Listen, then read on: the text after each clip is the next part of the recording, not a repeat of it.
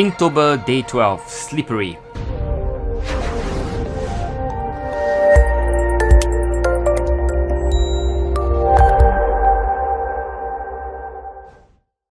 When I thought of slippery, there was only one thing in my mind: a banana skin. I guess I watched too many cartoons where banana skins on the floor, trips up somebody, and the character falls to the ground.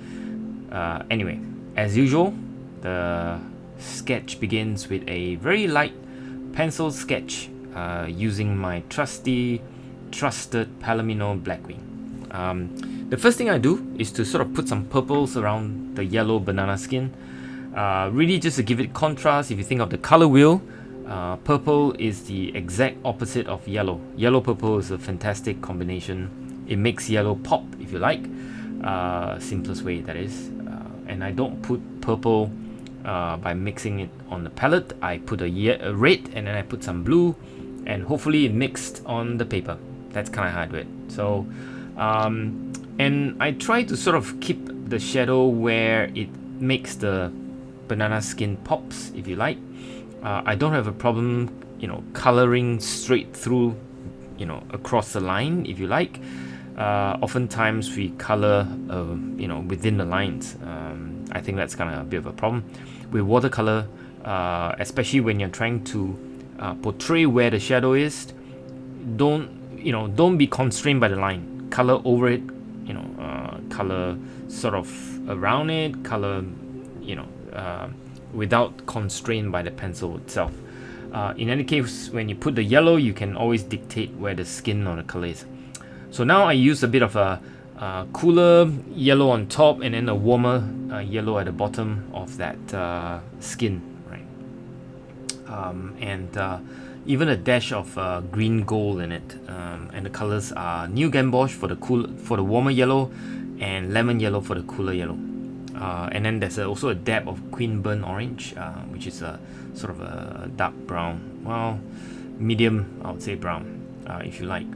Where the shadows, or rather where the part of the skin where it's in the shadow, I try to use a bit more of a shaded or slightly grayed out yellow, and that helps the eyes to see where the sort of shadow parts of the banana skin is going to be.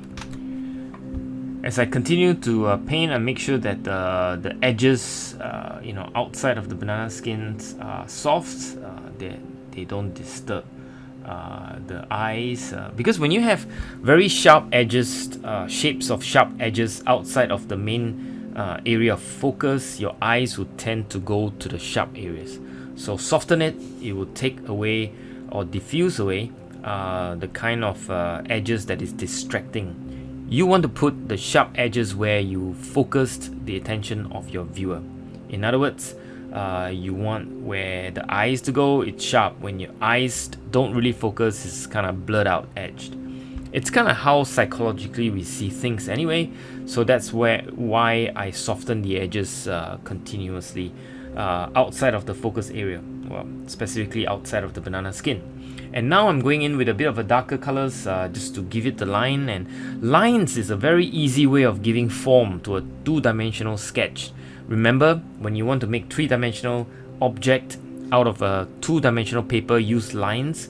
Lines gives you some form or some sort of body, if you like, to the object that you are sketching.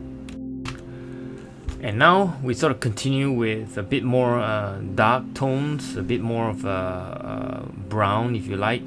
I splatter a bit of dots. I don't really care whether the splattering go out of the skin.